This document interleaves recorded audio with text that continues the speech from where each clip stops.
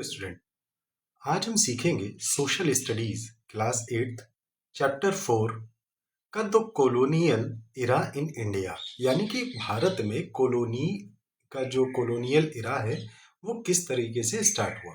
तो इसमें सबसे पहले विलियम डिग्बी कहते हैं, जिन्होंने 1901 में कहा था कि nearly 2 centuries ago the early Britain and Bengal and the sister presidency regarded the land and the people as fair game for plunder। तो इन्होंने विलियम डिग्बी ने कहा था कि लगभग 2 सदी पहले यानी 200 साल पहले बंगाल और दूसरी प्रेसिडेंसी जो थी वहां पे ब्रिटिश लोग आए और उन्होंने वहां की जमीनों को लूटना शुरू कर दिया, वहां के लोगों को लूटना शुरू कर दिया।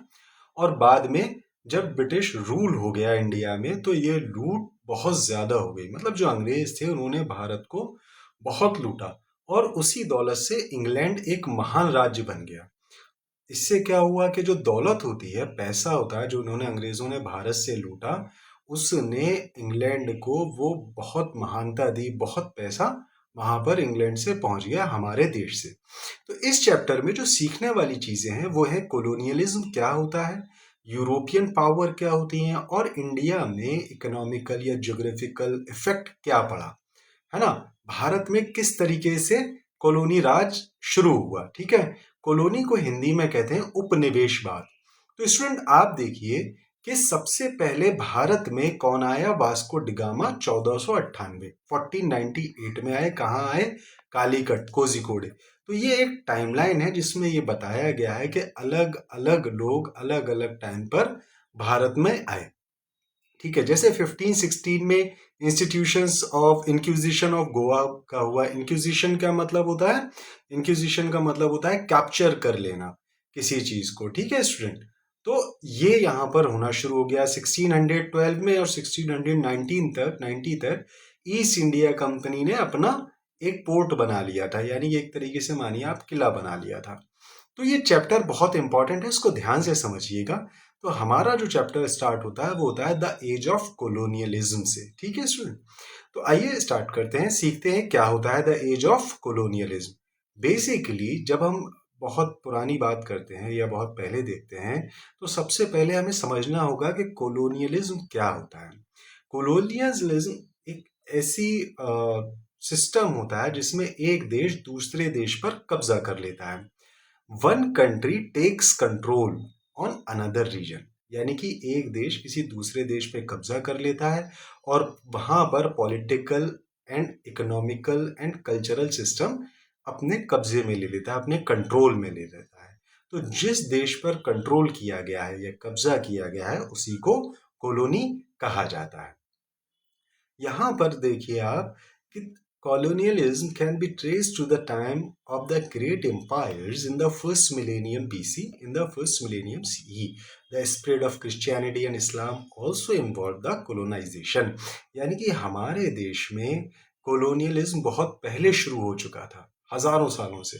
अब इसमें ये कहा गया है कि इस्लाम और ईसाई धर्म को फैलाने के लिए भी कॉलोनीज का यूज किया गया। इस टाइमलाइन में आप देखेंगे स्टूडेंट कि 1674 में फ्रेंच ईस्ट इंडिया कंपनी ने पौंडीचेरी, जिसको अब पुडुचेरी कहा जाता है, वहां पर अपनी एक पोस्ट बनाई। पोस्ट का मतलब आप किला समझ लीजिए, जहां से वो बिजनेस करते थे, ट्रेड करते थे। 1741 में defeat of the Dutch at the battle of Colachel, यानी कि कोलाचल में एक लड़ाई हुई थी, युद्ध हुआ था जिसमें डच की हार हुई थी। ब्रिटिश प्लासी का युद्ध जीते थे।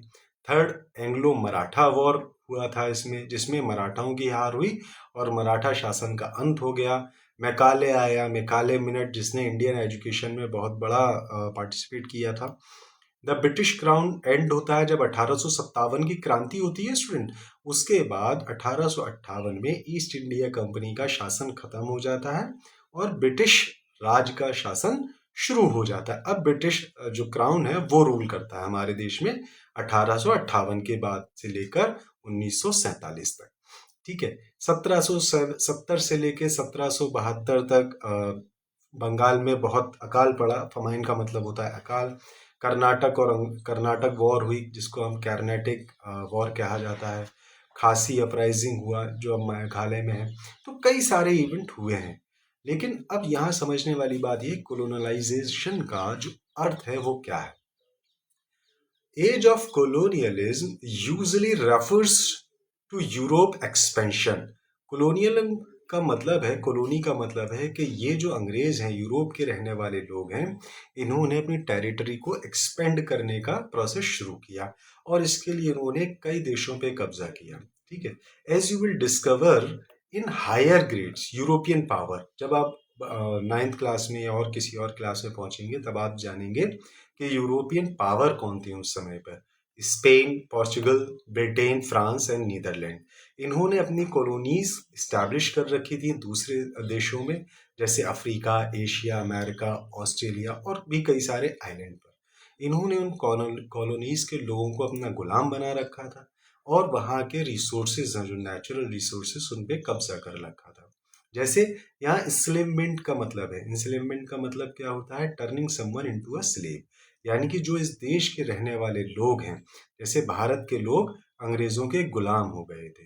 अब यहाँ पर पॉलिटिकल कंपटीशन भी हो जाता है। कैसे हो जाता है, जब ईस्ट इंडिया कंपनी आई तो उससे पहले पोर्चुगीज भारत में आ चुके थे और वो पहले से ही ट्रेड कर रहे थे। यहाँ पर कंपटीशन हुआ ताकि हर कॉलोनी, हर यूरोपियन देश अपना बिजनेस आगे बढ़ा सके और जो ट्रेड रूट है उन पे कंट्रोल कर सके। So, converting indigenous populations to Christianity was another powerful motivation। तो जब ये यूरोपियन देश भारत आते थे तो इनका ट्रेड तो एक मकसद था ही, एक एम ये था कि ट्रेड करना है। दूसरा एम ये था कि इन्हें उस देश की जनता को धर्म परिवर्तन कराना है उनका और ईसाई धर्म में उनको कन्वर्ट कर देना है। ठीक है student, so the desire to explore unknown lands so as to accumulate knowledge of the planet, geography and natural history। लोग ये भी चाहते थे, जो यूरोपियन देशों के लोग हैं वो ये चाहते थे कि हम भी नई जगह देखें और वहां पर जाएं और वहां के लोगों पर राज करें। एक डेफिनेशन देखिए इसमें, डेमोनाइज। डेमोनाइज का मतलब है किसी भी व्यक्ति को उसके बारे में उसको गलत बात करना, उसको अफवाह उड़ाना, उसको बदनाम करना।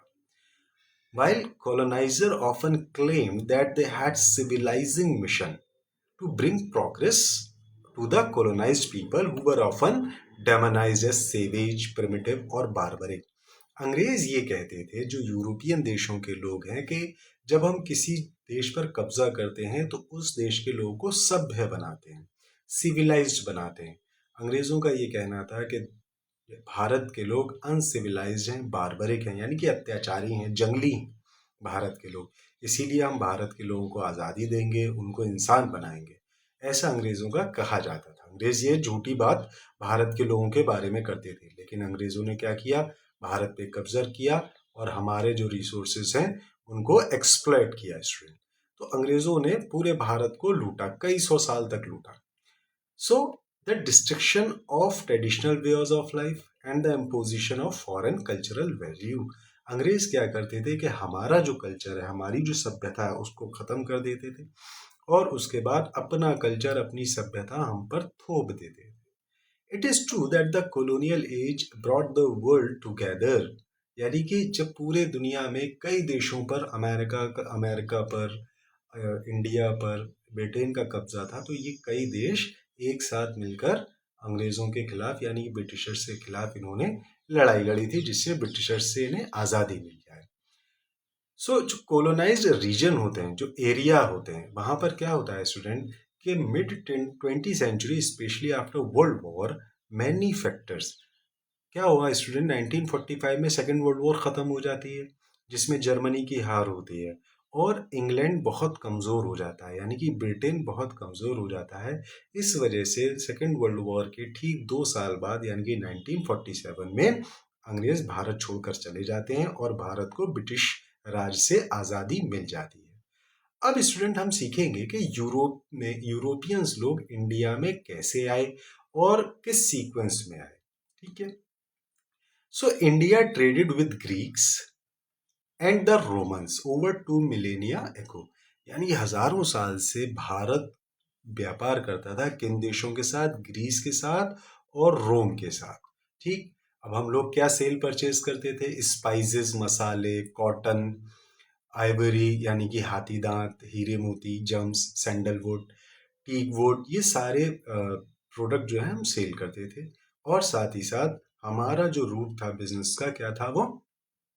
Mediterranean world until 16th century. अब 16th सेंचुरी में क्या होता है कि भारत में ट्रेडर आना शुरू हो जाते हैं, यानी कि व्यापारी आना शुरू हो जाते हैं। ठीक है स्टूडेंट, अब जब व्यापारी आते हैं तो यहाँ पर वो देखते हैं कि भारत की जीडीपी बहुत स्ट्रांग है। जीडीपी क्या होता है?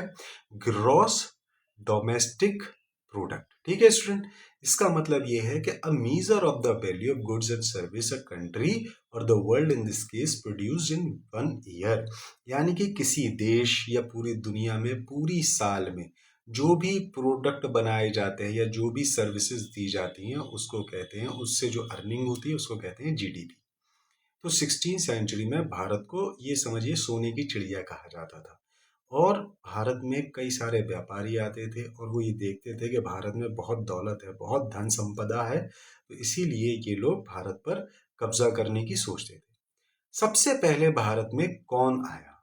ठीक, तो ये इस टॉपिक में हम देखेंगे। सबसे पहले भारत में पुर्तगाली आए, और पुर्तगालियों में सबसे पहले कौन आया था? वास्को डिगामा 1498 में। कहाँ आया? केरला में एक जगह है कोझिकोडे, वहां पर आया था। मतलब कप्पड़ कहा जाता था इसको, लेकिन अब केरला कहा जाता है। यहाँ पर वास्को डिगामा आता है बिजनेस करने के लिए। तो वहाँ के जो राजा हैं, केरला के जो राजा हैं या कोझिकोडे के राजा हैं, जमेरिन, नाम याद रखिएगा, जमेरिन, ये इनका वेलकम करते हैं और बहुत अच्छे से इनको ट्रेड करने की परमिशन दे देते हैं। ठीक है student, during the second wave 4 years later, अब वास्को डिगामा 4 साल बाद आता है और उसके आपकी सेना आती है और उसके बाद ये कई सारे लोगों को मार देते हैं और यहाँ कब्जा कर लेते हैं। ठीक, यहाँ का जो समंदर का पोर्ट है, सी पोर्ट जिसे कहते हैं, बंदरगाह जिसे कहते हैं, वो कब्जा कर लेते हैं। The Portuguese captured strategic port including Goa. Goa का जो सी पोर्ट है उस पर भी 1510 यानी कि 1510 में कब्जा कर लेते हैं। ठीक है स्टूडेंट, यहाँ पर एक स्टोरी लिखी है जो साउथ कर्नाटका में एक जगह है उल्लाल। ठीक, यहाँ पर एक स्टोरी लिखी है कि इस स्टोरी में बताया गया है रानी अब्बका फर्स्ट एक रानी है जो पोर्चुगीज से लड़ती हैं, ठीक है, लेकिन हार नहीं मानती हैं।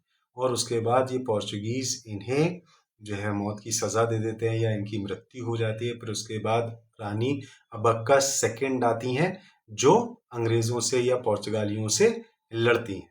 तो आज भी इनके नाम पर यक्षगान डांस ड्रामा होता है, यक्षगान जिसको कहते हैं, वो सेलिब्रेट किया जाता है। पोर्चुगीज आए जब भारत में तो इन्होंने क्या किया? इन्होंने कर्तज अप्लाई कर दिया। अब कर्तज होता क्या है स्टूडेंट?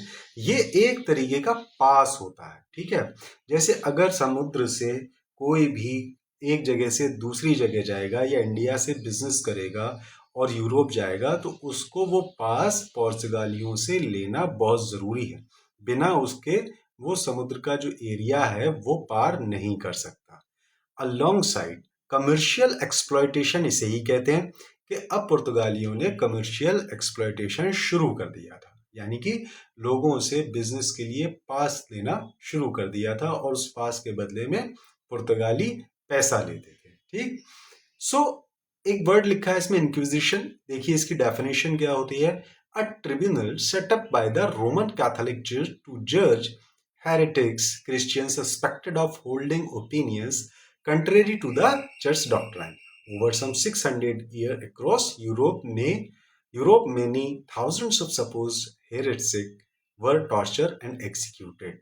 अंग्रेजों ने एक कानून लागू कर दिया, यानी कि जो पुर्तगाली थे उन्होंने एक कानून लागू कर दिया। क्या लागू कर दिया उन्होंने? एक्विजिशन का बेसिकली मतलब क्या है कि एक कैथोलिक चर्च है, रोमन कैथोलिक चर्च है, इन्होंने एक जुडिशरी या ट्रिब्यूनल बनाया, एक तरीके की अदालत बनाई। इसमें क्या हुआ कि उन लोगों को सजा दी जाती थी जो चर्च के खिलाफ बात करते थे।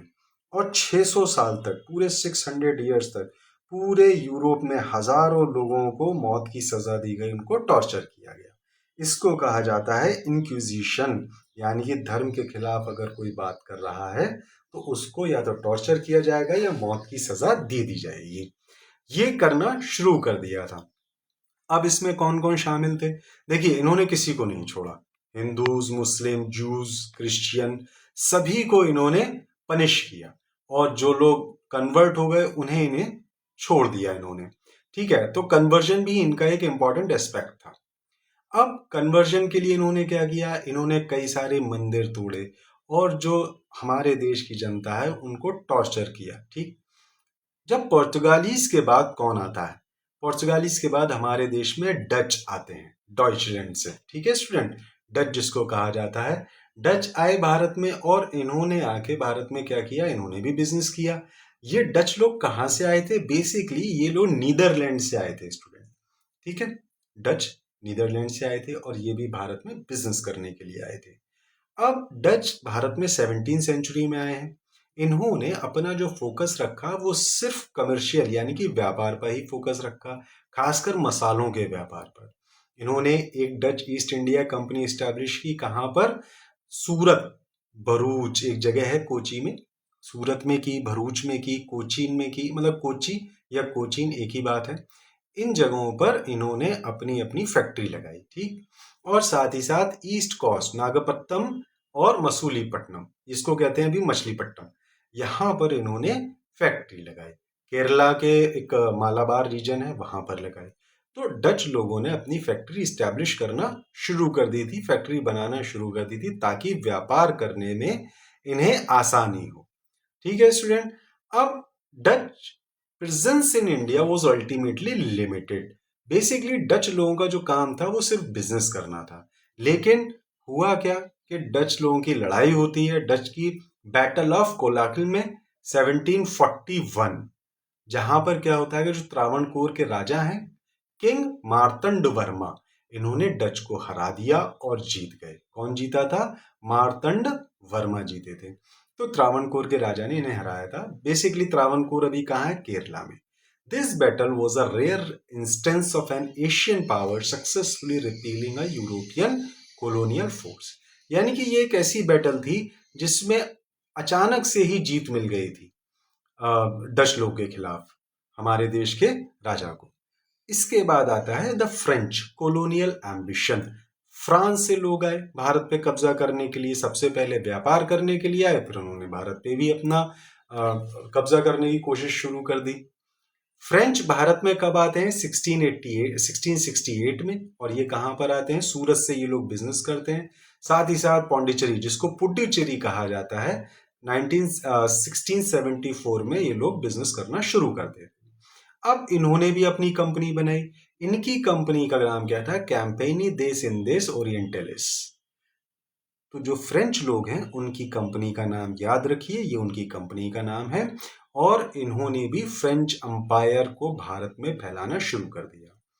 फ्रांसीसी जो हैं वो बहुत ताकतवर लोग थे, इनके पास जो शिप थे वो बहुत स्ट्रांग थे। जैसे इसमें एक एग्जांपल दिया है, ड्यूप्लेक्स। ड्यूप्लेक्स कौन है? फ्रेंच जो है ना, फ्रांस सरकार, उसका गवर्नर जनरल है एक तरीके से। तो अब वो गवर्नर ड्यूप्लेक्स भारत में गवर्नर जनरल बनकर आता है फ्रांस से। 1742 से लेकर 1754 तक वो भारत में रहता है। ठीक है, so he trained Indian soldier in European military techniques. इसने, ड्यूप्लेक्स ने क्या किया? जो भारत के लोग हैं, भारतीय हैं, उन लोगों को ट्रेन करना शुरू कर दिया और यूरोपियन स्टाइल में लड़ना सिखाया। इसने इन्हें हथियार चलाना सिखाया और अपनी आर्मी में भर्ती कर लिया। और इसके बाद अब क्या हुआ कि भारत के लोगों के लिए सबसे बड़ी प्रॉब्लम ये हो गई कि जो फ्रेंच आर्मी थी उसमें भी भारतीय ही थे। French colonial ambitions in India were ultimately checked during the Carnatic War। ठीक है, अब जो फ्रांस के लोग हैं, फ्रेंच गवर्नर जनरल हैं, तो उसकी लड़ाई होती है भारत के राजा के साथ, जिसको हम कर्नाटक को कार्नेटिक वार कहा जाता है। कार्नाटिक वॉर होती है। ठीक, despite initial success under duplex who captured Madras, present day Chennai. Madras को अभी क्या कहा जाता है? चेन्नई कहा जाता है। 1764। तो स्टार्टिंग में डुप्लेक्स को जीत मिलती है, डुप्लेक्स जीत जाता है।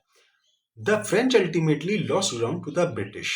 ठीक, अब क्या हुआ कि जब कर्नाटक वॉर हुई थी तो उस टाइम पे लड़ाई किन किन के बीच हुई? फ्रेंच और ब्रिटिशर्स के बीच। शुरुआत में ड्यूप्लेक्स जीत जाता है लेकिन बाद में वो हार जाता है। Like the Dutch, unlike the Portuguese, the French colonial power did not much intervene in Indians. Dutch ने ज़्यादा हमारे देश के पॉलिटिकल, कल्चरल, एटमॉस्फेयर, एनवायरनमेंट में इंटरफेयर नहीं किया, ना रिलीजियन में इंटरफेयर किया, लेकिन पुर्तगालियों ने और ब्रिटिशर्स ने ये किया। A rare exception was the destruction in 1748 of Pondicherry's large Vedu Purishavaran temple। क्या होता है स्टूडेंट कि 1748 में पौंडीचेरी यानी कि पुडुचेरी में एक मंदिर बना है, उस मंदिर को डिस्ट्रॉय कर दिया जाता है, तोड़ दिया जाता है। और ऑर्डर किसने दिया? डुप्लेक्स ने, फ्रेंच गवर्नर जनरल है, इसने ऑर्डर दिया था। ठीक, so Puducherry's Jesus priest and Dupleix own wife. अब ये किसने उसको एडवाइस किया था? डुप्लेक्स की वाइफ है। कौन है? जेसुइट। एक तरीके के, आप समझिए जेसुइट प्रीस्ट होते कौन है? सबसे पहले आप समझिए, जेसुइट प्रीस्ट होते हैं ईसाई धर्म के जो पादरी होते हैं, जो धार्मिक प्रचार करते हैं, उन्हीं को कहते हैं जेसुइट प्रीस्ट। ठीक, so with a view to asserting the dominions of Christianity, generally, however, the French had to be content with a modest amount of trade with India. French लोगों ने भारत में ट्रेड करना शुरू कर दिया, लेकिन साथ ही साथ इन्होंने भारत के लोगों पर अत्याचार भी बहुत किया। ठीक है स्टूडेंट, अब जो हमारा नेक्स्ट टॉपिक है, अब स्टार्ट होगा ब्रिटिश, कि भारत में ब्रिटिशर्स ने कैसे एंटर किया और क्या हुआ जब ब्रिटिशर्स भारत में आए। जैसे कि आप जानते होंगे, जब ब्रिटिशर्स भारत में आए तो वो ट्रेडर बनकर आए थे और इनकी कंपनी का नाम था east India company. East India company है इनकी नाम, और ये लोग भारत में ट्रेड करने आए थे। धीरे धीरे इन्होंने क्या किया कि भारत पे कब्जा कर लिया। ठीक, अब कैसे कब्जा किया? इन्होंने एक पॉलिसी अपनाई। ईस्ट इंडिया कंपनी ने क्या किया कि सबसे पहले तो एक चार्टर लिया, यानी कि रॉयल चार्टर जिसे कहते हैं, जिसे वहां की महारानी क्वीन एलिजाबेथ फर्स्ट ने दिया था ईस्ट इंडिया कंपनी को, कि अब आप भारत में जाकर बिजनेस कर सकते हैं, ट्रेड कर सकते हैं। यहाँ पर आकर ब्रिटिशर्स ने अपनी आर्मी बनाई और साथ ही साथ इन्होंने ट्रेड करने के साथ अपनी फैक्ट्रीज भी भारत में बनाना शुरू कर दी। कहाँ कहाँ बनाई थी इन्होंने factory? Surat, Madras, Bombay and Calcutta. Local rulers did not mind these trading post. तो जो राजा थे, जो लोकल राजा थे, उन्होंने इस बात पर कि आप अपनी फैक्ट्री बना रहे हैं कुछ नहीं कहा। उन्होंने फॉरेन ट्रेडर को वेलकम किया, क्योंकि हमारे देश में क्या है ना स्टूडेंट, के मेहमानों का वेलकम किया जाता है, उन्हें भगाया नहीं जाता। लेकिन भारत के राजा उस समय नहीं जानते थे कि भारत पर अब कब्जा होने वाला है। जब अंग्रेजों ने अपनी फैक्ट्री बना ली भारत में, तो इन्होंने क्या किया? डिवाइड एंड रूल की पॉलिसी अपनाई। ठीक है, कैसे अपनाई?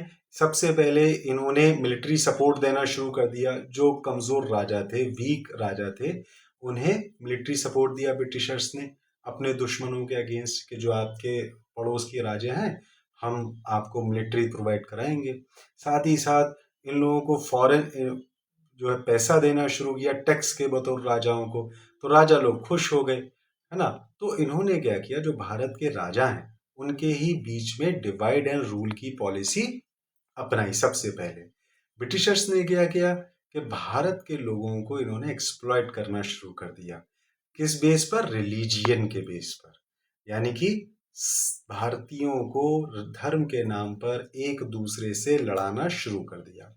स्टूडेंट, सबसे बड़ा इसका जो एग्जाम्पल आता है वो प्लासी का युद्ध, यानी कि बैटल ऑफ प्लासी होता है। अब आप देखिए कि बैटल ऑफ प्लासी 1757 में हुआ था, जिसमें सिराजुद्दौला है नवाब के बंगाल, इनके बीच में, और रॉबर्ट क्लाइव के बीच में हुआ था। तो जो सिराजुद्दौला हैं उनका सपोर्ट करने के लिए मीर जाफर भी था, बट एट द एंड क्या होता है कि मीर जाफर सिराजुद्दौला का साथ नहीं देता और सिराजुद्दौला की हार हो जाती है। इसके अलावा जब सिराजुद्दौला की हार हो जाती है तो अंग्रेज मीर जाफर को राजा बना देते हैं।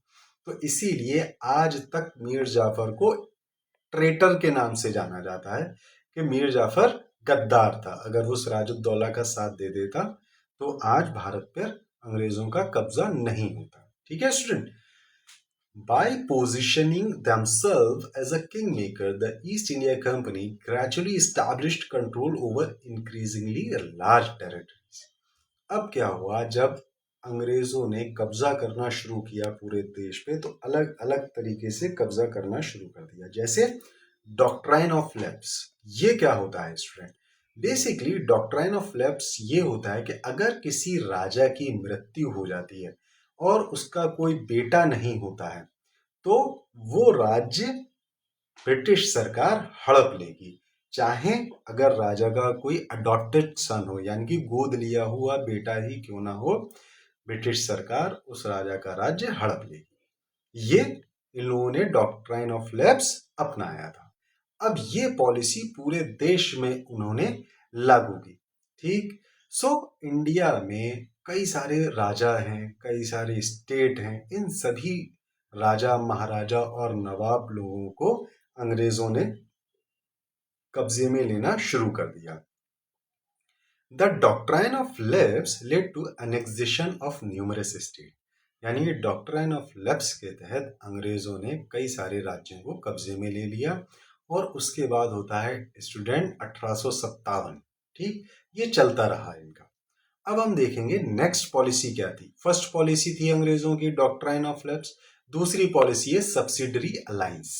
ये क्या है स्टूडेंट? बेसिकली सब्सिडरी अलायंस का मतलब है कि जो राजशाही है, यानी कि जो राजा हैं, अब उनके कोर्ट में, ठीक, अब उनके कोर्ट में एक अंग्रेज अफसर मौजूद रहेगा और साथ ही साथ अंग्रेज अफसर के साथ वहां सेना भी रहेगी। और इस सेना का खर्चा कौन उठाएगा?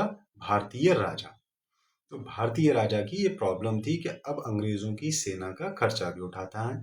While appearing to preserve the sovereignty of princely state, the system effectively transferred real power to the British. यानी कि पहले राजाओं के पास रियल पावर होती थी, वो जो चाहे वो डिसीजन ले सकते थे। लेकिन अब क्या है, रियल पावर किसके पास पहुंच गई है? ब्रिटिश के पास, अंग्रेजों के पास। कैसे? The ruler of Hyderabad was among the first to enter such an alliance. Hyderabad के जो राजा हैं वो सब्सिडरी अलायंस के तहत अंग्रेजों ने उनको कब्जे में लिया 1798 में। इसके बाद कई सारे राजाओं को ये कब्जे में लेना उन्हें शुरू कर दिया। और फिर डायरेक्ट रूल से, हालांकि जो ये अंग्रेज हैं ये सीधे राजा नहीं बनते थे, बस ये क्या करते थे, राजाओं को कंट्रोल में लेकर उनसे पैसे लेते थे, उनको लूट लेते थे। ठीक है, इसीलिए इसको कहा गया an empire on the cheap, घटिया empire. Once a state enter the system, एक बार डॉक्ट्राइन ऑफ सब्सिडरी अलायंस में अगर कोई राज्य आ जाता था तो फिर उसके बाद उसका बाहर निकलना बहुत मुश्किल होता था, क्योंकि अंग्रेज उस पर कंप्लीट कंट्रोल करके रखते थे। फ्रॉम पैराडाइज टू हेल, हमारा देश सोने की चिड़िया कहा जाता था, इसको स्वर्ग कहा जाता था। ठीक है, पैराडाइज का मतलब क्या होता है स्टूडेंट? स्वर्ग। लेकिन फिर जब अंग्रेज आ गए हमारे देश पे, कई लोगों ने कब्जा कर लिया, तो हमारे देश को पूरा लूट लिया इन्होंने। अब इन्होंने क्या किया कि some of India's richest region, Bharat के कई राज्य ऐसे थे जो बहुत रिच थे, बहुत अमीर थे। तो क्लाइव ने बंगाल को क्या कहा है? पैराडाइज ऑफ अर्थ, यानी कि धरती का स्वर्ग कहाँ है? बंगाल में। किस सेंस में? क्योंकि ये जो एरिया है, ये जो राज्य है, ये बहुत रिच था, यहाँ से बहुत सारा पैसा आ सकता था रेवेन्यू के नाम पे या टैक्स के नाम पर। अंग्रेजों ने बंगाल को लूटने की पूरी प्लानिंग की। 1770 से लेकर 1772 तक क्या होता है स्टूडेंट कि फसलें खराब हो जाती हैं। ठीक है, इससे क्या होता है? फमाइन आता है। फमाइन मतलब भुखमरी, अकाल हो जाना। लेकिन अंग्रेजों ने क्या किया कि उस टाइम पर भी टैक्स लेना जारी रखा और भारतीय किसानों से टैक्स ये लोग लेते रहे। अब ये जो फमाइन आया था, इससे कई लाख लोग मारे गए, कई लाख। यानी कि ये मान के चलिए आप, लगभग 10 मिलियन पीपल। 10 मिलियन का मतलब हो गया लगभग 1 करोड़ लोग। 1 करोड़ लोग इस फमाइन यानी कि अकाल की वजह से मारे गए थे। तो अंग्रेजों के लिए थोड़ा सा मुश्किल हो गया था कि टैक्स कलेक्ट करना। इसीलिए इन्होंने क्या किया, इन्होंने भारतीयों को बहुत अत्याचार किया भारतीयों पर, और इनसे टैक्स लिया। चाहे कैसे भी दीजिए, बट टैक्स आपको देना पड़ेगा। लेकिन कुछ ब्रिटिश ऑफिशियल्स ऐसे थे जिन्होंने इस चीज को कहा कि some British officials and public intellectuals, हम कोट करेंगे जो आगे क्लास में, इनके नाम जान लीजिए आप लोग। William Digby, whom we quoted at the start of the chapter। William Digby ने जो फ्रेज दिया है ऊपर कि अंग्रेजों ने सिर्फ भारत को लूटा ही और कुछ नहीं किया। While the country every year became a total waste, the English government constantly demanded an increased land tax। यानी कि भारत में भारतीयों के साथ चाहे कुछ भी होता रहे, अंग्रेजों ने टैक्स लेना नहीं छोड़ा, वो टैक्स लेते ही रहे। All through the stifling summer of 1770, the people went on dying। यानी 1770 में लोग अकाल की वजह से, भूख की वजह से मरने लगे। हस्बैंडमैन यानी कि फार्मर्स ने अपने जो उनके कैटल हैं, पशु हैं, वो बेच दिए अपने एग्रीकल्चर को बचाने के लिए, बीज खरीदने के लिए। यहाँ तक कि जब अकाल ज़्यादा हो गया तो लोगों ने अपने बच्चे भी बेच दिए। But till at length no buyer of children could be found. उनके बच्चे खरीदने के लिए भी कोई तैयार नहीं था।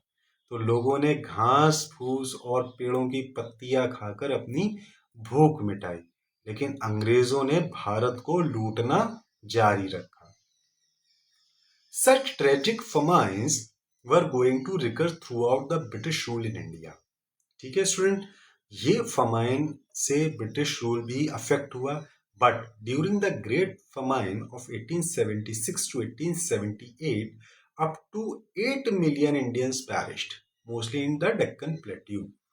जब 1876 से लेकर 1878 तक फमाइन आया, अकाल आया, तो भारत में लगभग 80 लाख लोग इफेक्ट हुए, या ऐसा कह सकते हैं कि उनकी मृत्यु हुई। खास तौर से कहां पर?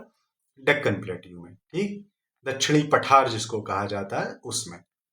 Grain bags on Madras beach ready for export while people were dying of hunger on large number. यानी कि आप देखिए इस इमेज में लिखा है कि अनाज के बोरे भरे रखे हैं जो देश से बाहर भेजे जा रहे हैं, लेकिन भारत के लोग भूख से मर रहे हैं। जब ये प्रॉब्लम हुई थी स्टूडेंट, तो भारत में लाखों लोगों की मौत हुई थी। So some Indian traders would hold on to their stocks in the hope of price rise।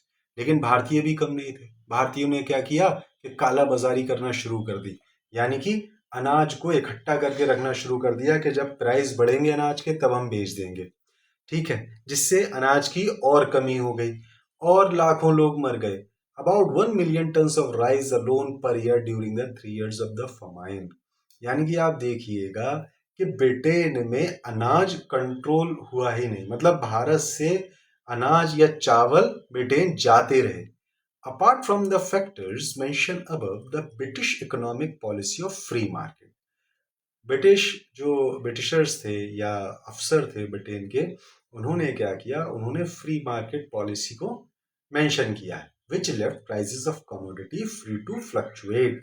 यहाँ पर फिक्स प्राइस कर दिया इन्होंने, जिससे कि फमाइन में कुछ आसानी हो सके। बट यहाँ पर एक अंग्रेज वाइसराय का नाम दिया लिटन।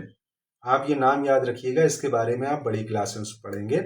लिटन ने क्या किया, 1876 से 1878 में जब फमाइन आया था तो उसने एक ऑर्डर दिया, there is to be no interference of any kind of the part of the government with the object of reducing the price of food.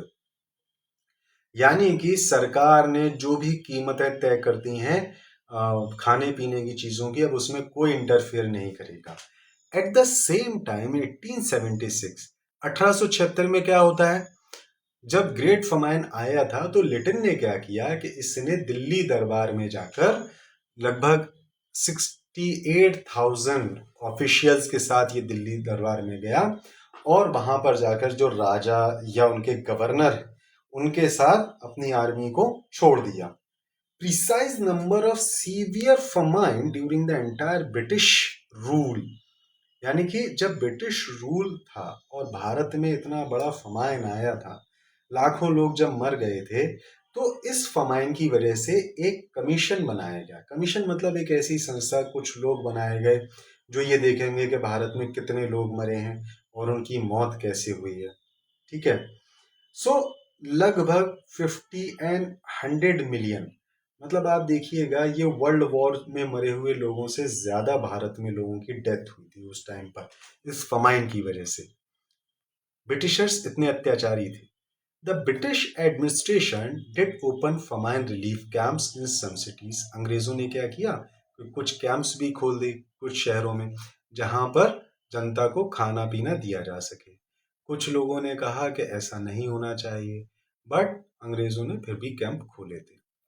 The doctrine that in time of famine the poor are entitled the demand relief, यानी कि अंग्रेजों ने जब camp खोले तो उसमें गरीब लोगों को जो भी रिलीफ, खाना या दवाइयां देना शुरू कर दिया। ठीक। We should not that famine in India had occurred throughout history। ये जो अकाल पड़ा था भारत में, इसने भारत की अर्थव्यवस्था को बहुत बुरी तरीके से इफेक्ट किया स्टूडेंट। अब देखिए, जो अकाल होता है या नेचुरल डिजास्टर आते हैं उससे इफेक्ट होता है इकोनॉमी पर, कल्चर पर, हमारे पूरे प्रोसेस पर, सिस्टम पर।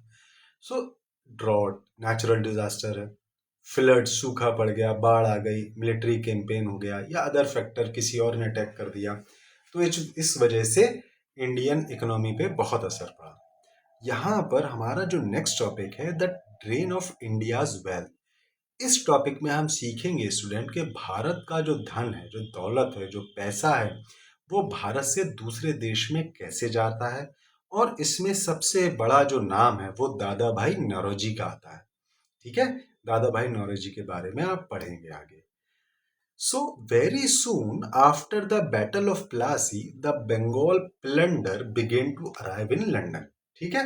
बहुत जल्दी क्या हुआ कि जो बंगाल से अपने प्लंडर होते हैं वो भारत आने जाने लगे। अब प्लंडर होता क्या है स्टूडेंट? प्लंडर का मतलब होता है कि लोगों से कीमती चीजें छीनना और लूटना, मतलब बेसिकली लूटपाट करने वाला। ठीक है। तो कई सारे अंग्रेज भारत में आने लगे, किस लिए? ताकि वो भारत को लूट सके। यहाँ पर एडम, एक in the world according to Adams the Industrial Revolution in Britain which requires much investment was made possible at least partly by the stolen wealth from India। तो ये एडम, इन्होंने कहा था कि भारत में इंडस्ट्रियल रिवॉल्यूशन होना चाहिए, यानी कि भारत में इंडस्ट्रियल रिवॉल्यूशन की जगह ब्रिटेन में इंडस्ट्रियल रिवॉल्यूशन होना चाहिए। अब ब्रिटेन में इंडस्ट्रियल रिवॉल्यूशन होने के लिए भारत से ही पैसा चाहिए। इंडस्ट्रियल रिवॉल्यूशन का मतलब होता है स्टूडेंट कि फैक्ट्रीज लगाना, बहुत लार्ज स्केल पे फैक्ट्रीज लगाना। अगर किसी देश में लार्ज स्केल पर फैक्ट्रीज लगाई जाती हैं तो वो देश डेवलप होता है। तो अंग्रेजों ने भी यही सोचा कि ब्रिटेन में फैक्ट्रीज लगाई जाएं और फैक्ट्रीज लगाने के लिए जो पैसा है वो कहाँ से आएगा? वो भारत से आएगा। देखिए, दादा भाई नौरोजी ने एक बुक लिखी। ठीक है।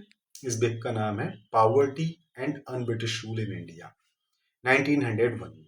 तो इन्होंने ये बताया कि भारत को कैसे लूटा जा रहा है, अंग्रेज भारत को कैसे लूट रहे हैं। ठीक है स्टूडेंट। तो इसी पॉलिसी को ड्रेन पॉलिसी कहा गया। जैसे एक हिस्टोरियन है रोमेश चंद्र दत्त, इन्होंने economic of history of India लिखी है। इन्होंने भी यही बताया कि भारत से बिलियंस ऑफ पॉन्ड्स यानी कि अरबों रुपए, करोड़ों रुपए भारत से ब्रिटेन भेजे गए। ठीक है। अ more recent estimate bye उत्सा Patnaik, यानी कि एक उत्सा पटनायक जी हैं, इन्होंने 1765 से लेकर 1938 के बीच में ये बताया कि इस ड्यूरेशन में लगभग 45 ट्रिलियन यूएस डॉलर भारत से ब्रिटेन भेजे गए, जो ब्रिटेन की जीडीपी के 13 गुना थे। ठीक है स्टूडेंट। यानी कि कितना trillion US dollar? 45 trillion US dollar. तो आप सोच सकते हैं कि हमारे पास कितनी धन संपदा थी। सो इसके अलावा this was extracted not just through taxes but by charging Indians for the colonial powers expenditure on building the railways, telegraph network, or even on wars. तो अंग्रेजों ने, ब्रिटिशर्स ने ये पैसा सिर्फ टैक्स से ही इकट्ठा नहीं किया था, बल्कि ये लोग यहाँ ट्रेन का चला रहे थे, रेलवे का इन्वेंट कर रहे थे कि रेल ट्रेन चलाएंगे, उससे भी पैसा इकट्ठा किया। अंग्रेजों ने अपने हर काम के लिए भारत से ही पैसा लिया, भारतीयों से ही मनी गेन किया इन्होंने, चाहे वो टेलीग्राफ नेटवर्क हो, चाहे युद्ध हो, सभी के लिए भारत से ही इन्होंने पैसा लेना शुरू कर दिया था। यहाँ पे स्टूडेंट एक डेफिनेशन लिखिए, house of Commons. House of Commons होता क्या है बेसिकली, यहाँ पर जो इलेक्टेड लोअर हाउस होता है, जैसे भारत में राज्यसभा और लोकसभा होता है, ऐसे ही ब्रिटेन की बात की जा रही है। ब्रिटेन में लोअर हाउस को हाउस ऑफ कॉमन्स कहा जाता है। ठीक है स्टूडेंट। सो दादा भाई वॉज द फर्स्ट इंडियन, जो दादा भाई नौरोजी हैं, ये पहले भारतीय थे जो ब्रिटिश हाउस ऑफ कॉमन्स में इलेक्ट हुए थे, यानी कि ब्रिटिश हाउस ऑफ कॉमन्स में ये गए थे। ठीक, तो आप ये इमेजेस देख लीजिए, ब्रुक एडम्स, विलियम डिग्बी, दादा भाई नौरोजी और आरसी तक, ये बहुत महान व्यक्ति हैं। इनके बारे में अगर समय मिले तो पढ़िएगा student. Now Britannia with the lion symbolising the power. Student आप देखिए, ये इमेज बनाई गई है, God mercury symbolising commerce and travel.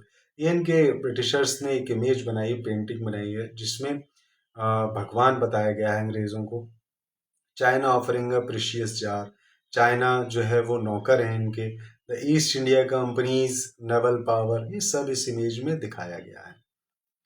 ठीक है स्टूडेंट, अब हम देखेंगे चेंजिंग लैंडस्केप। ये होता क्या है बेसिकली चेंजिंग लैंडस्केप। तो स्टूडेंट यहाँ पर हम देखेंगे कि भारत में जो सुपीरियर पावर है, जो शक्तिशाली राजा या पावर है, उन्होंने कैसे काम किया। Decline of India's indigenous industries. Bharat में जो भारतीय लोग रहते थे उस टाइम पर 18th सेंचुरी में, वो क्या काम करते थे। 18th सेंचुरी में ये कॉटन, सिल्क, वूल, जूट, हेम्प, कॉयर या इन सब के काम करते थे, जो हम आसान भाषा में कहें जो गांव से काम होता है। भारत दुनिया का ऐसा पहला देश है जहां कॉटन उगाई गई। ठीक, Indian cotton textile in particular with rich and intricate designs. ये डिजाइंस बनाते थे भारत में, और उसके बाद इस सारे डिजाइन को पूरे यूरोप में भेज दिया जाता था। सो यहाँ पर एक डेफिनेशन लिखी है स्टूडेंट, ये देख लीजिए, embossed with a design stamped on the cloth in such a way that it stands out and freely। इसका मतलब क्या होता है कि कपड़ों पे डिजाइन बनाना। ना ब्रिटिश पॉलिसीज ऐसी थी जो पूरे भारत पे लागू की गई, जिसने भारत का बहुत नुकसान किया। Britain now control most of the sea trade as well as exchange rates, यानी कि ब्रिटेन ने क्या किया कि पूरे समुद्री रास्ते पर कंट्रोल कर लिया।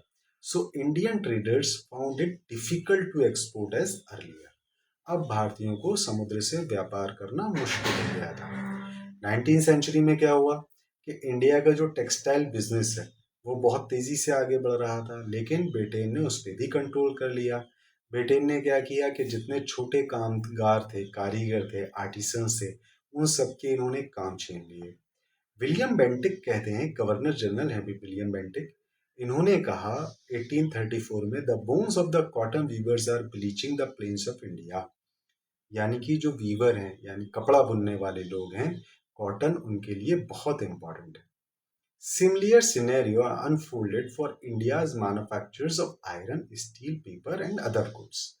तो भारत में आयरन, स्टील, पेपर और भी कई सारी चीज़ों के साथ अंग्रेज़ों ने यही किया, सब पे अपना कंट्रोल कर लिया। Hardly 5% at the time of independence, यानी हमारे पास सिर्फ 5% बचा था जब हमें देश में आज़ादी मिली 1947 में। तो स्टूडेंट आज के लिए इतना ही। नेक्स्ट पार्ट 2 इस चैप्टर का हम नेक्स्ट क्लास में सीखेंगे। Okay, thank you student.